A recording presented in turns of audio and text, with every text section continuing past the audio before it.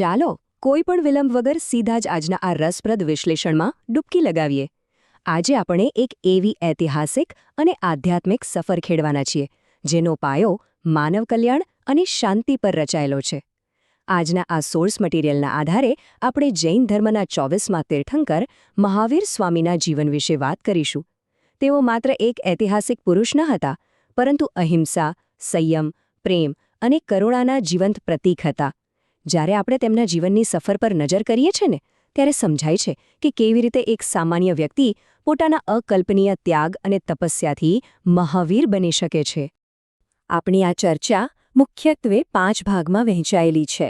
પહેલાં આપણે વર્ધમાન મહાવીરના જન્મ વિશે જાણીશું, પછી તેમનો મહાન ત્યાગ, ત્યારબાદની 12 વર્ષની કઠોર તપસ્યા, તેમણે આપેલા 5 મુખ્ય વ્રતો અને છેલ્લે તેમના અહિંસાના વારસા વિશે વાત કરીશું. તો ચાલો શરૂ કરીએ. સૌથી પહેલા વાત કરીએ વિભાગ 1ની, વર્ધમાન મહાવીરનો જન્મ અને તેમની શરૂઆતની જિંદગી. કલ્પના કરો, એક અત્યંત ભવ્ય અને વૈભવશાળી મહેલની. આ પ્રાચીન સ્થાપત્ય તેમના શાહી અને શક્તિશાળી ક્ષત્રિય વારસાની ઝાંખી કરાવે છે. સોર્સ મટીરિયલ મુજબ પટણા નગરની ઉત્તરે આવેલા કુંડ ગ્રામમાં તેમનો જન્મ થયો હતો. તેમના પિતા હતા રાજા સિદ્ધાર્થ અને માતાનું નામ ત્રિશલાદેવી હતું, જેઓ તેમના માયાળુ સ્વભાવ માટે જાણીતા હતા. મતલબ કે આ એક એવો માહોલ હતો જ્યાં સત્તા, સુખ અને સુવિધાઓની કોઈ જ કમી ન હતી. આવા રાજસી વાતાવરણમાં ઉછરેલા આ બાળકનું મૂળ નામ રાખવામાં આવ્યું વર્ધમાન. અહીં એક બહુ જ રસપ્રદ સરખામણી જોવા જેવી છે.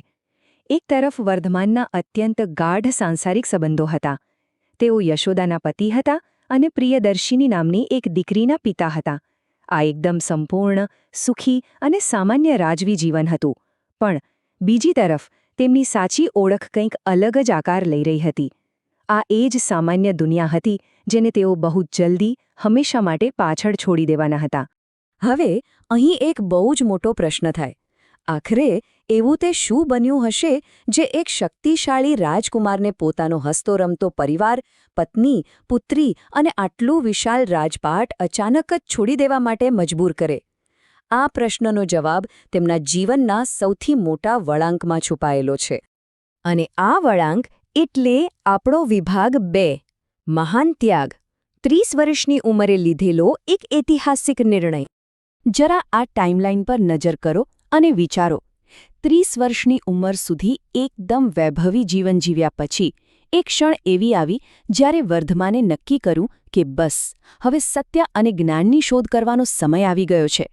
તેમણે સત્તા અને સંપત્તિના તમામ બંધનો તોડી નાખ્યા.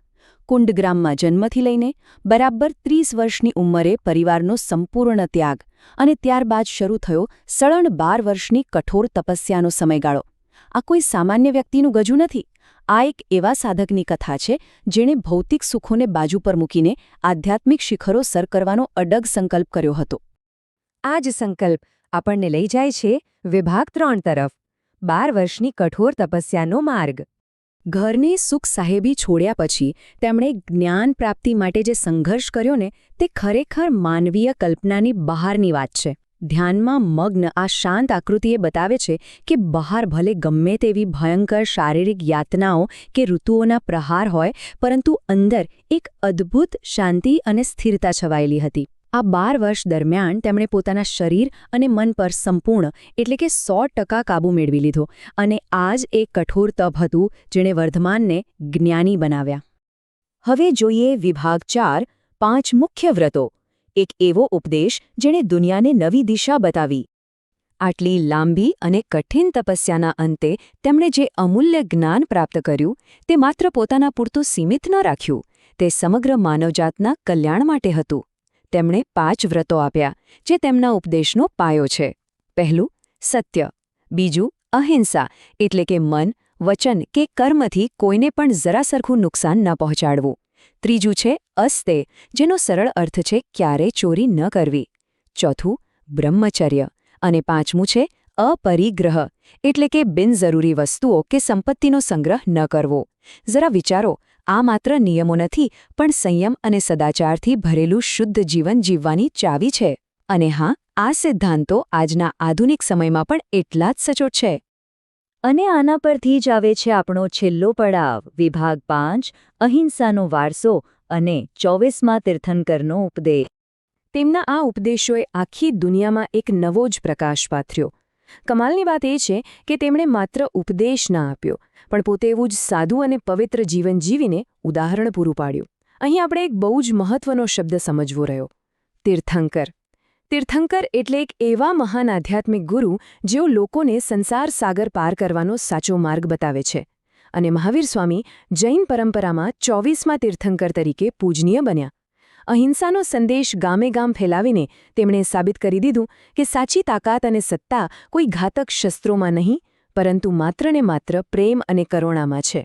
સોર્સ મટીરિયલમાં આપેલી એક કવિતાની પંક્તિ ખરેખર રૂંવાડા ઊભા કરી દે તેવી છે. સદ્વિચાર પ્રવર્તક બન્યા મહાવીર મહાન. આ શબ્દો વારંવાર મનમાં ગુંજ્યા કરે તેવા છે, કારણ કે આ એક નાનકડી પંક્તિમાં તેમની આખી સફરનો નિચોડ આવી જાય છે. તેમણે લોકોના મનમાં સારા વિચારોનું, સદ્વિચારોનું પ્રવર્તન કર્યું. અને આ જ અદ્ભુત પ્રક્રિયામાં એક સામાન્ય રાજકુમાર વર્ધમાનમાંથી તેઓ મહાવીર એટલે કે એક મહાન વિજેતા બની ગયા. એક એવા વિજેતા જેમણે કોઈ પણ યુદ્ધ લડ્યા વિના લોકોના હૃદય કાયમ માટે જીતી લીધા. તો આખી ચર્ચાનો સૌથી મહત્વનો મુદ્દો એ છે કે આ બધું જાણ્યા પછી આપણા મનમાં એક બહુ જ ગહન પ્રશ્ન ઊભો થવો જોઈએ. આજના સમયમાં જ્યાં સત્તા, સફળતા અને મહાનતાને માત્ર ને માત્ર સંપત્તિ અને પ્રભાવથી જ માપવામાં આવે છે, ત્યાં મહાવીર સ્વામીનું સંપૂર્ણ ત્યાગ અને સંપૂર્ણ અહિંસાવાળું જીવન આપણી આધુનિક વ્યાખ્યાઓને સીધી જ પડકારે છે. ખરેખર વિચારો, શું સાચી મહાનતા બધું જ ભેગું કરવામાં છે કે પછી બધું જ છોડીને પોતાની જાત પર વિજય મેળવવામાં? આ એક એવો સવાલ છે જે ચોક્કસ વિચારતા કરી દેશે. આ સોર્સ મટીરિયલના આપણા આ વિશ્લેષણમાં અત્યારે આટલું જ. જોડાવા બદલ અને આ અદ્ભુત સફરનો હિસ્સો બનવા બદલ ખૂબ ખૂબ આભાર.